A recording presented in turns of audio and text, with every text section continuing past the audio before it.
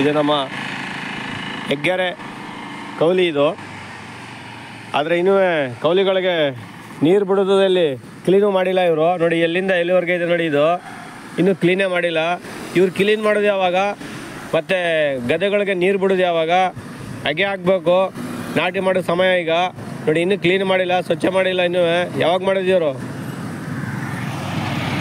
ಇಲ್ಲಿ ನೋಡಿ, ಎಲ್ಲ ತಗೊಬಂದು ಕುಡ್ದು ಪಾಕೆಟ್ಗಳು ಬಾರಲ್ಲಿ ಸಿಕ್ಕುವ ಅಂತ ನೋಡಿ, ಎಲ್ಲ ಇಲ್ಲೇ ತಗೊಬಂದು ಸುರಿತಾ ಇರ್ತಾರೆ ನೋಡಿ. ಇಲ್ಲೇ ನೋಡಿ, ಹಾಗೆ ನೋಡಿ ಇನ್ನೂ ಸ್ವಚ್ಛ ಮಾಡಿಲ್ಲ ಇದು ಕೌಲಿ.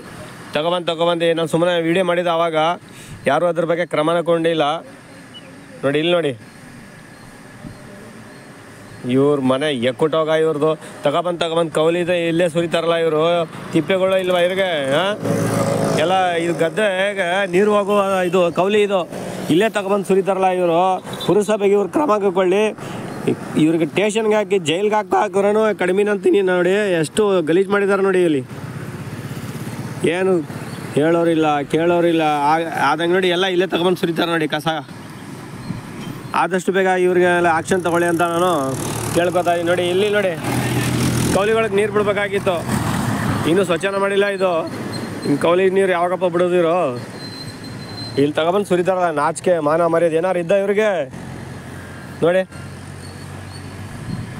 ಗದ್ದೆಗಳಿಗೆ ನೀರು ಬಿಡ್ತಾರೆ, ಅದರಲ್ಲೇ ಭತ್ತ ಬೆಳೀತಾರೆ.